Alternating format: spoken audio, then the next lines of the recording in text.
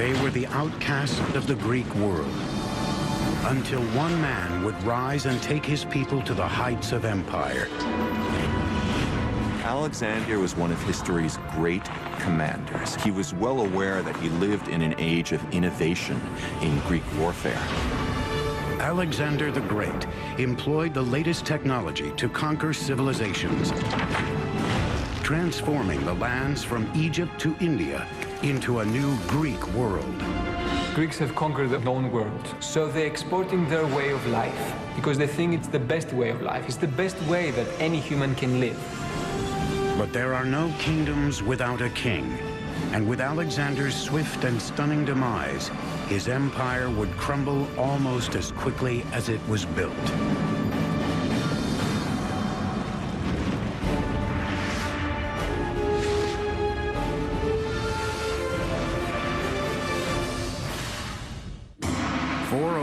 BC, a long and bloody 27-year war has come to an end.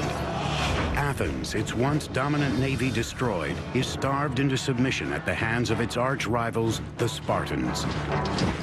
The Athenian generals commanding the main Athenian fleet made a disastrous mistake that led to a great battle and a terrible defeat for the Athenians at a place called Agos Potamoi.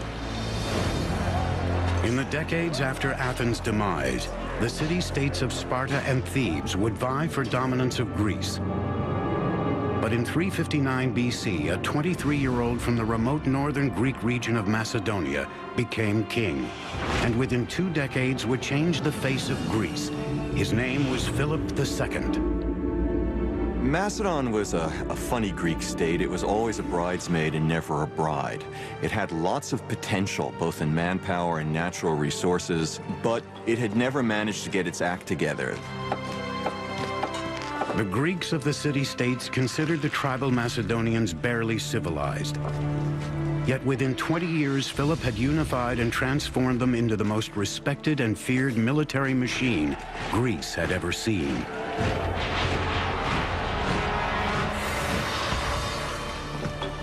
Philip built Macedonia on 2 fronts, diplomacy and strength. He began by creating alliances with the surrounding city-states, while at the same time reinventing the Macedonian army, making soldiering a full-time and highly trained occupation. But the key to his new professional army was a corps of engineers that Philip organized to design and build new instruments and machines of war. An innovation that changed forever how wars would be fought and won.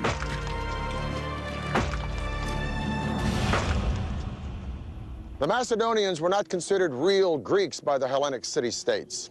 They came from a tribe called the Macedoni, and they'd been fighting barbarians for so long that they were considered barbarians themselves. However, Philip II was no barbarian. Or if he was the most brilliant barbarian the world had ever seen. Hello, I'm Peter Weller. The pillar of Philip's military strategy was his combination of cavalry with infantry. And the pillar of his infantry was a formation called the phalanx, a rectangle group of foot soldiers that traveled very lightly at a marching speed few other armies could equal. The phalanx had been a part of Greek warfare for hundreds of years. Now Philip would infuse it with a weapon never before seen on the battlefield. The innovation that Philip did was changing the shape of the phalanx and introducing this long weapon called the sarissa. So the phalanx became like a huge tank. The sarissa was a nearly 18-foot-long spear that could devastate an enemy before its soldiers could use their swords or shorter spears in a counterattack. Basically, you plant the head of your pike against the guy and push him back. And the effect is a little bit like, you know, when a kid tries to attack him and you put your hand on the kid's forehead and his little fists are swinging like this, but they can't reach you. That's what the pike enables Philip's infantry to do. Well-drilled, well-disciplined, and well-equipped soldiers gave the Macedonian phalanx the upper hand against traditional battle tactics. But it would be engineering technology that would ultimately make Philip's armies invincible. For much of their military history, the Greeks were not particularly good at siegecraft. Beginning around 400 BC or shortly afterwards, the Greeks begin to take a quantum leap. The bow and arrow had been an instrument of warfare for thousands of years, but the bow's power was limited to an individual and the strength of his arm. One of the ancient Greeks' first innovations in military engineering was in designing a bow that harnessed more power from the entire human body than from the arms alone. The earliest weapons of siegecraft that the Greeks developed are essentially crossbows, and they're called belly shooters, gastrophetes. You had a much bigger thing that had a kind of U-shaped element at the end that you pressed against your abdomen, and then you drew back the bow with both hands, pressing it with your torso at the same time, so you could create a much greater force of tension. The gastrophetes was a deadly improvement over the bow and arrow, but to truly overcome the armies of the world, Philip needed more power. In order to do even more damage, they need to come up with yet another generation of weapons. They need to invent what we might call the torsion catapult. The torsion catapult basically creates springs by twisting sinews, or in some cases horsehair, or in emergencies even human hair. You create thick ropes of them and then twist them together. Greek engineers designed a device that acted as a belly shooter mounted on a platform. They called it the oxybeles, or bolt shooter. Instead of using the body for power, the torsion created by the oxybeles came from twisting ropes to an explosive level of tension. There's an enormous stored force because the sinews want to spring back and release that tension, but they're held. And inserted into this spring is a bar, and you then pull that bar back, increasing the already great tension, and then when the bars are released, they spring back with enormous force and rapidity compared to the old bow flexion system. Distance no longer protected enemy soldiers from a sudden and bloody death. When fired, the oxybeles could pierce the shields and armor of an enemy nearly a quarter of a mile away, giving birth to a term that we still use today, catapult. The neat thing about the word catapult is that it means skin penetrator. You can see our word pelt, like an animal skin, in the Greek catapult, goes through the skin. With his weapons of war, Philip was unstoppable against the other Greek city-states. By 338 BC, Philip's victory over Athens and Thebes made him the undisputed master of Greece. But it was Philip's actions after the battle that would indicate how the Macedonians would rule the lands they conquered, despite their barbaric reputation. Philip and his son Alexander, who was only 18 years old, defeat a coalition of Thebans and Athenians at the Battle of Chaeronea in 338 BC. And then Philip does a remarkable thing. He lets all the Athenians go back home. Then he calls together a council at Corinth, invites all of the city-states. He's got to cloak his power in some sort of diplomacy.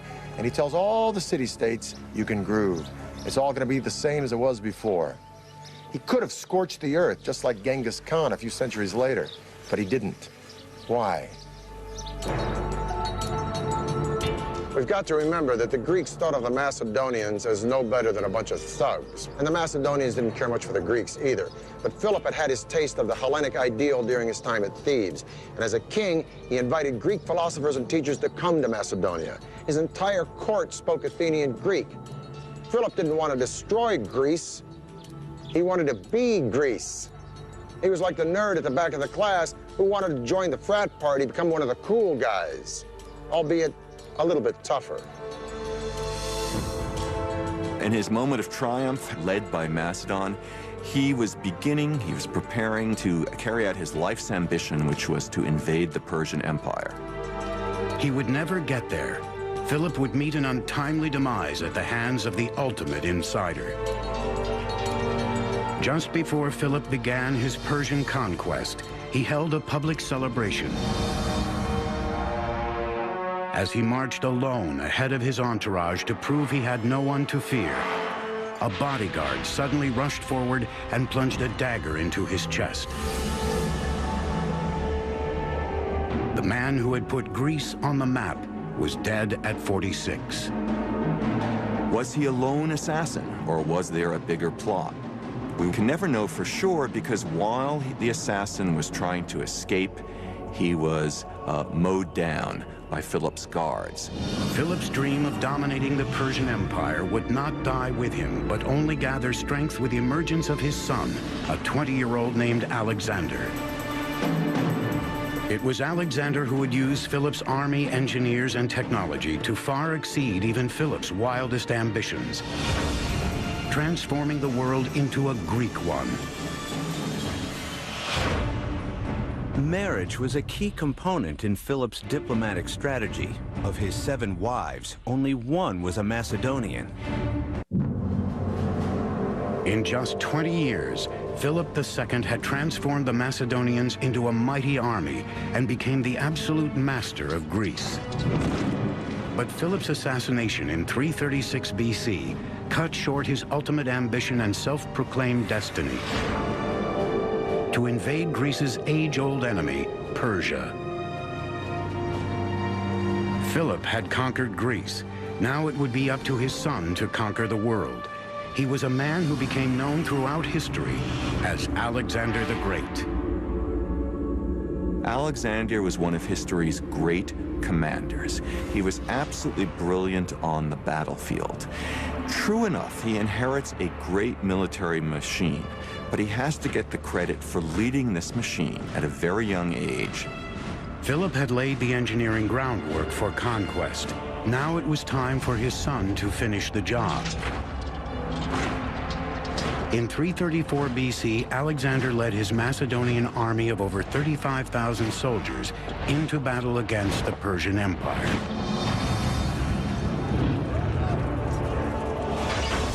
Persia was a massive superpower, dominating the lands of the Middle East and Asia Minor. Alexander and his army rampaged through what is now modern-day Turkey, carving deep inroads into Persian territory. But the Persians still had an advantage that Alexander had to neutralize if he hoped to conquer Greece's age-old enemy.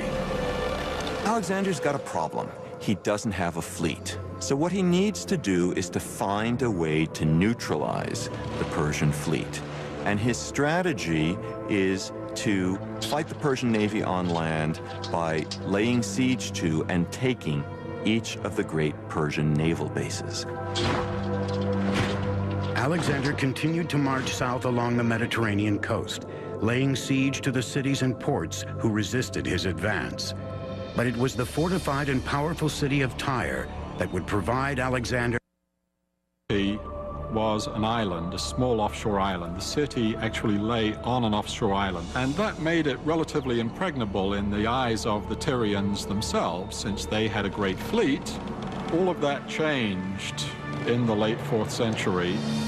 At first, Alexander tried diplomacy.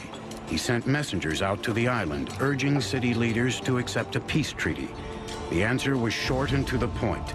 They killed Alexander's ambassadors and threw their bodies from the top of the walls into the sea. The stakes were high. If Alexander failed to take the city, it would send a message to the world he wasn't invincible. With Tyre protected from his land forces by the sea, it was up to his engineers to bring the battlefield to the city, where Alexander could fight the Tyrians face to face. Tyre would be an island no more. What if the enemy refused to come out and fight you? Alexander realized that he could not allow his military operations to get bogged down in the face of fortifications. And that meant that he needed techniques and weaponry that could attack fortifications. With mammoth walls and a fortified harbor and very little land around the walls, the city of Tyre was long thought to be impregnable. Thus, Alexander resolved to a very, very ambitious approach. He knew he couldn't take the city unless he did damage to the walls. So he had his engineers build a causeway, a bridge from the mainland to the island. Causeway was about half-mile long, 200 feet wide, 20 feet high. When the causeway was within striking distance, Alexander unleashed a hail of terror on the city, and then he deployed the only weapon he knew would end the battle, a siege tower. The towers were a kind of multi-storied armored car that moved forward on wheels. Outside, they were fireproofed with rawhide, covering the entire wooden structure. Inside, a central staircase led to a series of platforms where Oxabeles and other catapults launched missiles onto Tyre's walls. Down below, others used the tower as protection to wield a ground-level battering ram. They'd literally wheel them up to the wall. The men inside would be protected, and they would be shooting arrows at the defenders on the wall and trying to cross over onto the wall and to kill the defenders. Alexander's siege towers pummeled the walls of Tyre for days. Once the fortress had been breached, Alexander went for the jugular. He unleashed a firestorm of reprisal upon the city that had resisted him. The assault itself would really be a terrifying experience for everyone involved. The only way to signal would be through trumpets, so you have to imagine trumpets blaring, a tremendous noise of men attacking, flags blowing in the wind on the battlements of the city that was under attack. I think it would have been an extraordinary scene. Alexander resumed his trek southward through Palestine. His confidence soaring, he now set his sights on the greatest empire the world had ever seen, Egypt. With its soaring pyramids and unrivaled colossal tombs, Egypt was an ancient culture Alexander revered. But there was another more practical reason Alexander coveted Egypt. It was the breadbasket of the Mediterranean, whose wheat fields would be invaluable in feeding Alexander's expanding empire. But unlike Tyre, conquering the Egyptians required no bloodshed. Alexander entered Egypt as a liberator and as a figure of extraordinary powers. The Egyptians not only welcomed Alexander, they made him a god. In 331 BC, they crowned Alexander pharaoh, proclaiming him a son of Ammon, their most important deity. At age 24, Alexander had transcended mortality. One can imagine that someone to whom extraordinary things happened, to whom all doors seemed to open themselves magically, to whom every endeavor was rewarded with victory, would think, well, perhaps I am, in some respect, a god. And I think that Alexander really did think this. He wasn't just pretending. He was trying to find out more about himself. By the late 4th century BC, Greek cities were springing up in the wake of Alexander's marauding army. These cities served as centers of control and administration, but more importantly, they became a means of spreading a unifying fabric of Greek language, culture, and learning. The result would be a template of city engineering that would extend to the farthest regions of Alexander's empire. Alexander ordered that his soldiers be clean-shaven so that enemies couldn't grab their beards in close combat.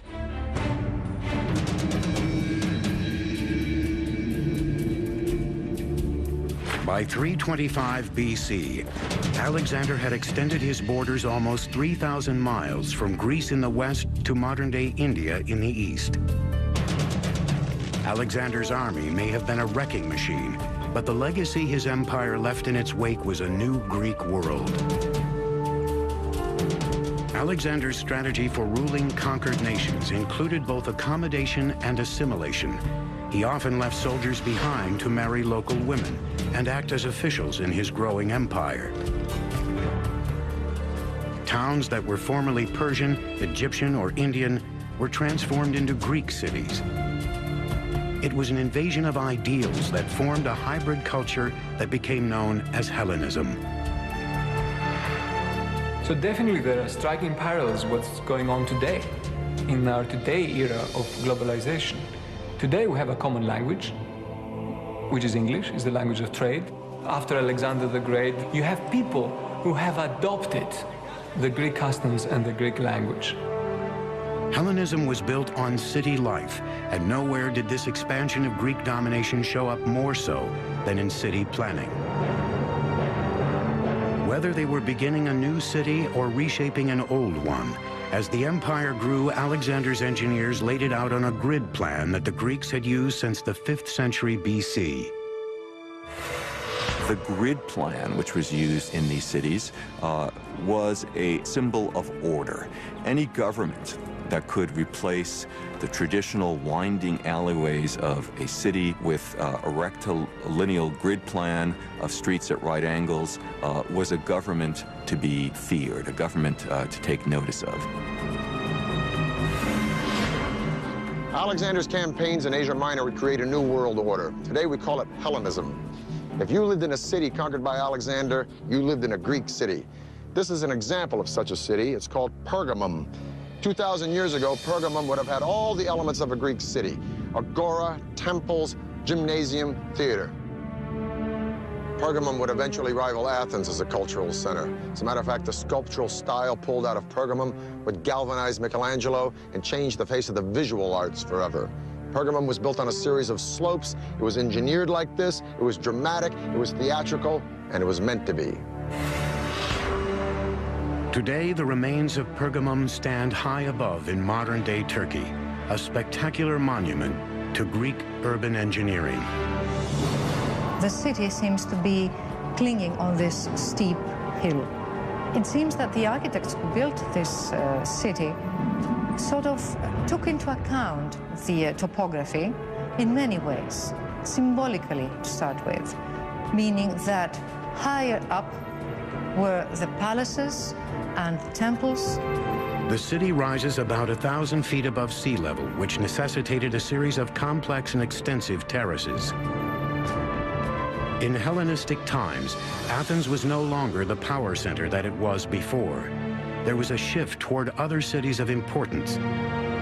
In that vacuum, Pergamum rose to power. In some ways, it's an echo of the Acropolis of Athens, where the temples stand on a hill, a natural rock over the city. And no expense is spared in building splendid temples and splendid public buildings in Pergamum. And so Greek city planning begins earlier than Alexander, but it's taken to perfection in the Hellenistic period. And wherever you go, each of them has a recognizable institution. Each of them will have a Greek theater. Each of them will have Greek temples. Each of them will have a gymnasium. Each of them will have a agora, a marketplace come forum. The focal point of a Greek city could be found in its public marketplace, called the agora.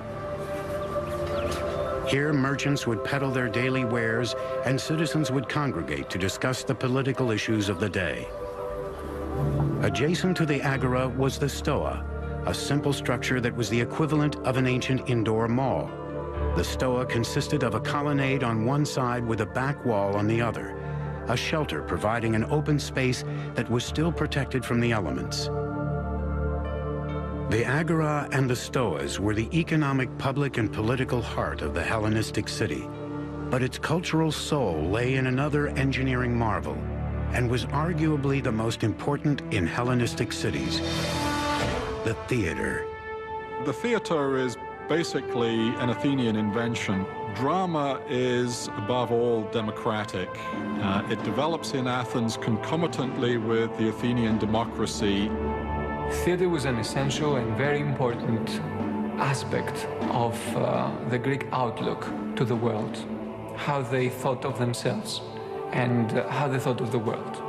And I think to many people's opinion, is one of the great legacies that the ancient Greek civilization has bestowed upon us today. Theaters in ancient Greece were not only forums of social commentary, they inspired the Romans in their building of colosseums and set the standard of stadium design for the next 2,000 years. Separate your men by tribe, by clan, such that clan may bear aid to clan and tribe to tribe. Thus spake Nestor to Agamemnon in the Iliad.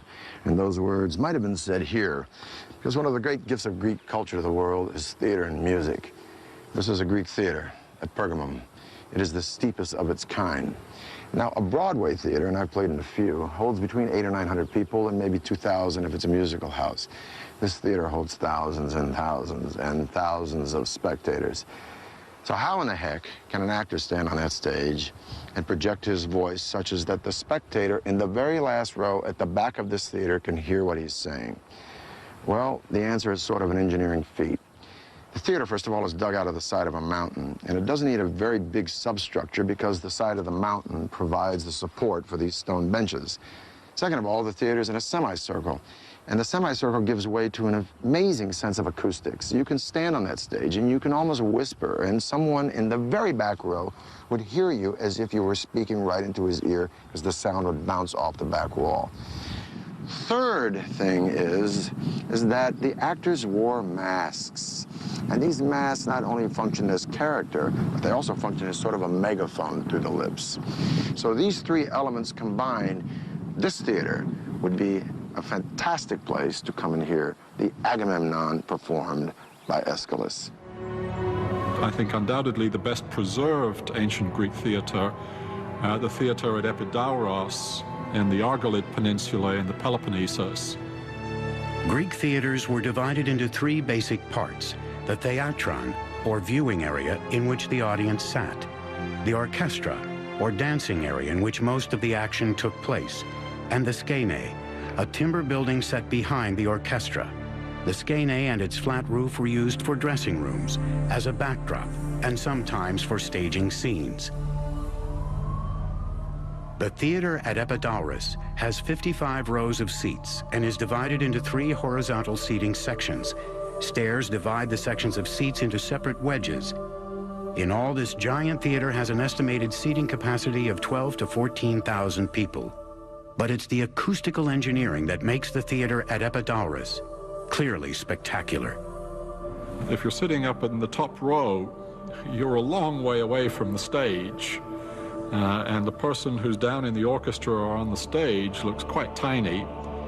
And yet, you can have a conversation with that person with only a slight elevation of your voice.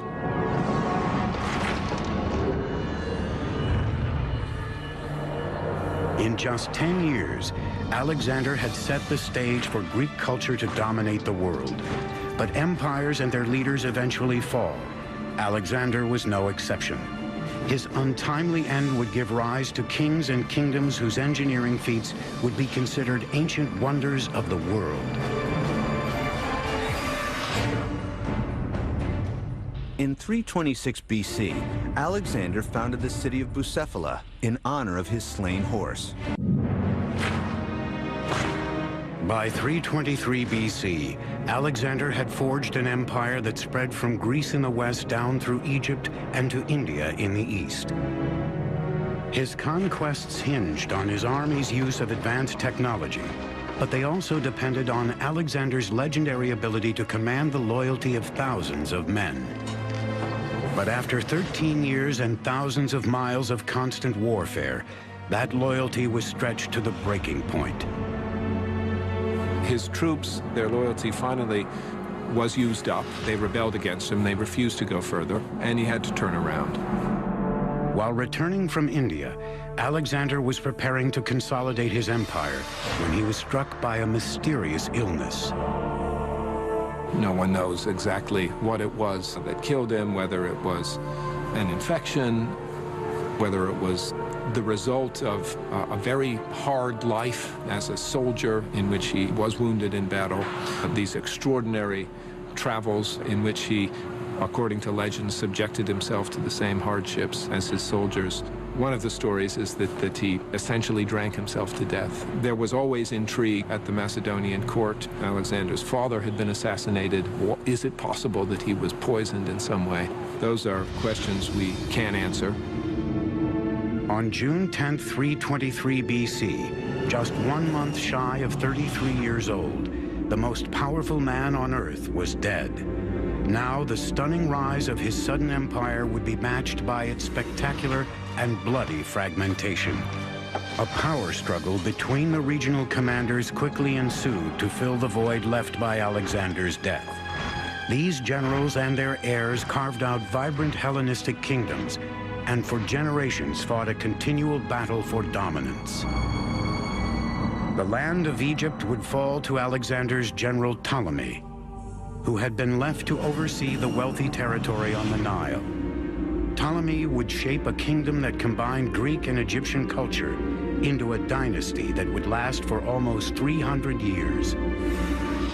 Ptolemy I was a man who had made a career as a military commander and advisor under Alexander. What he therefore wanted was as rich and secure a portion of that empire as he could get. Egypt was the crown jewel of the Mediterranean. Its surplus of grain meant that a windfall awaited Ptolemy as ruler of the breadbasket of the ancient world. Ptolemy's plan was to ensure his legitimacy both as Egypt's king and also true heir to Alexander. Macedonian tradition held that the one who buried the body of the king secured his rights to the throne. So Ptolemy hijacked the funeral procession of Alexander and brought the mummified body to Egypt, where it would eventually rest in Alexandria, the same city Alexander himself had founded 15 years earlier. Under Ptolemy, Egypt would grow to be a powerful kingdom, and Alexandria would transform itself into the intellectual and scientific capital of the Greek world. He wanted it to be a city that joined with Greek culture and used both Greek and Egyptian technological know-how to build a new Athens, if you will. Alexandria lies on Egypt's coastline, and an easily accessible harbor would be vital for sustaining trade with other cities around the Mediterranean. To that end, Ptolemy ordered one of the most ambitious engineering projects ever seen, the world's first known lighthouse. During the night, it's shown to a great distance, and ships can actually see it from many, many miles away. And during the day, there was smoke coming out of it, so it was still very visible. It must have been a formidable thing to behold. At the time, only the Great Pyramid at Giza was taller than the lighthouse.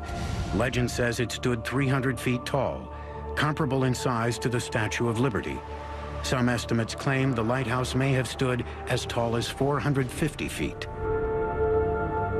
How the lighthouse was built remains a mystery, but 25 miles from Alexandria, a funeral monument stands that researchers believe is a scaled-down replica of the actual lighthouse. Based on that model, it appears the lighthouse was constructed with 3 separate and distinct levels. The lower level was square, the one above was octagonal, and the final one was cylindrical. And on top, there was the beacon. From the top of the lighthouse, a strong and steady beam of light emanated out into the sea. Scholars believe wood was most likely the lighthouse's fuel, and that the lower section housed a spiral ramp large enough for pack animals to climb, pulling carts laden with firewood. The ramps may have led to a series of storage rooms where the firewood was kept.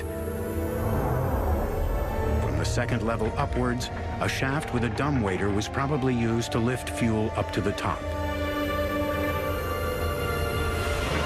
There are stories about mirrors and devices that could amplify the light of this fire so that it could be seen from miles and miles away. But there's no real evidence of such a thing, and there are quite a few scholars who believe that it was just a normal beacon, it was just a big fire and nothing more. The lighthouse stood for almost 1,600 years, battered by storms, tidal waves, and even earthquakes. Then around 1300 AD, massive quakes brought that ancient wonder of the world crashing down for good. For nearly 700 years, the lighthouse lay buried underneath the waters of the Mediterranean. Then, in 1994, a team of divers and archaeologists uncovered massive stones in Alexandria's harbor, revealing what may be the foundations of a guiding light in engineering history. Jean-Yves Empereur, a well-known French archaeologist, started a very, very important series of underwater research. He is finding members, architectural members of the pharaohs, so there might come a day when it may even be restored. Beneath the waves, archaeologists documented pieces of stone that weighed more than 70 tons, including one piece that was believed to be the lintel of the lighthouse's massive doorway. But the lighthouse would not be Ptolemy's only engineering marvel in Alexandria. As the lighthouse rose above the skyline, he launched another building project, one that brought the greatest minds in the world to his cosmopolitan city. It was called the Great Library of Alexandria, a place that claimed to have over 200,000 scrolls dedicated to knowledge and learning. It was here that one engineer would harness the power of steam 1,700 years before the world ever imagined a locomotive. It was in Alexandria during the reign of Ptolemy II that the Hebrew Bible was first translated into Greek. After the death of Alexander and breakup of his empire, one of his generals who had formerly lived his life conquering civilizations now wanted to create one. Ptolemy's infusion of Greek culture into Egypt's wealth and prestige would lay the foundations for a new kind of city, one that would become the greatest and most cosmopolitan in the ancient world, Alexandria. It's the city of the world. And as such, the kings, the Ptolemean kings of the new kingdom of Egypt, created something that's completely new in the known world. It would be the towering fires of Alexandria's lighthouse that guided ships into the harbor. But it was another vision of Ptolemy's that became a beacon for the greatest minds in the world, Alexandria's museum and library. But that does not mean it was for exhibiting something. A museum at that time meant something like a research center. It's a think tank, perhaps the world's first great think tank. And Ptolemy buys great scholars and writers from around the Greek world. And the library is the greatest repository of books in the Greek world. It had a mythical amount of scrolls, something, some say 200,000, some say 700,000. It was at the museum and library where, for the first time in human history, knowledge becomes a commodity to be stored and shared. In fact, some scientific discoveries made in Alexandria over 200 years before Christ wouldn't be accepted until 1,800 years later. Pupils were taught the Earth was round, and one of the great astronomers, Eratosthenes, calculated the circumference of the Earth and was off by less than 1%. So it's perhaps a very interesting story that the Ptolemean kings, whenever a ship will come into Alexandria, the first thing that the captain had to do is had to declare if he had any papyri, any works of philosophers or science on board. They were taken to the library to be copied, but usually they gave the captain back a copy and not the original. Although Ptolemy was a Macedonian Greek, the key to the success of his dynasty in Egypt would be in its willingness to assimilate Egyptian culture. Ptolemy's own family went to great lengths to adopt Egyptian practices as their own. Ptolemy's son, Ptolemy II, even married his own sister, Arsinoe. There had been a tradition in the Egyptian pharaonic families of brother-sister marriage and there was a sense that a figure like that couldn't just marry any old ordinary mortal, and that eventually only a sister who sort of shared his divine origins was an appropriate companion and spouse. The Ptolemies may have used Egyptian traditions to elevate themselves to the status of gods, But in the end, like all pharaohs before them, these kings were still mortal. Ptolemy wouldn't live to see all of his dreams of Alexandria fully realized. He died in 283 BC of natural causes, before the library and even the lighthouse were finally completed. Alexandria continued to flourish as a mecca for knowledge under its Ptolemaic rulers and produced many of the age's foremost thinkers. And it would be just after the end of their nearly 300-year reign in the 1st century AD that Alexandria would produce one of the most famous Greek engineers in history. His name was Hero, and his famous designs place him among the ancient world's greatest mechanical engineers. All his books are extremely detailed, very well describing all engineering procedures. But Hero himself also was good in the sense that he has an inclination in favor of arts. We must remember that in ancient Greek, the word art was meaning also technology. Hero's engineering designs had many practical uses, including ideas for fire extinguishers, odometers, and even automatic doors. But it was Hero's experiments with steam technology that would ignite his imagination. The first working steam engine was built in England around 1700 AD. Over 1,600 years earlier, Hero built the forerunner of the steam engine, called an eolipile. It was a metal sphere put up in such a way so that it could rotate freely, and had 2 tubes applied. When filled with water and heated from below, steam developed and started to turn to put the sphere into motion, thereby turning air into something very useful, something that you could control. We maintain that under other historical circumstances, this industrial revolution could possibly have taken place in Alexandria after a couple of centuries. The essence was there. The interesting thing about the steam engine of Hero is that the guy discovered steam power, okay? So the question beckons, how comes they didn't use steam power?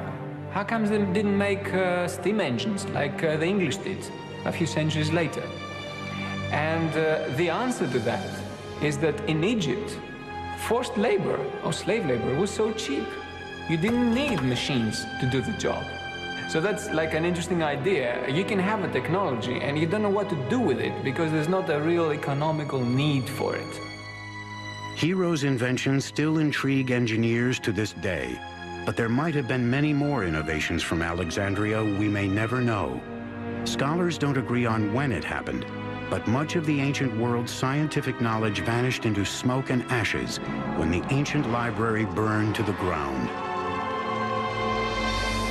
Still, Alexandria and Greek engineering were flames of innovation that lit the ancient world like a star that guides a ship across the sea. The miraculous age of Alexander may have seen empires rise and fall, but what's left in its wake is a legacy still felt in our own world today. To outsmart the raw forces of nature and to turn them into something beneficial. That's the common denominator for all Greek engineering. Alexandria was no doubt the pinnacle of Greek mathematics and engineering, with its fantastic library that sadly went up in flames and the tomb of a man who not only conquered the world, but showered it with Hellenism, the passing of ideas and ideals, the culture and values of Greece. But even as Alexander's empire crumbled, Greece was not to be extinguished. No, it was absorbed by what many believe was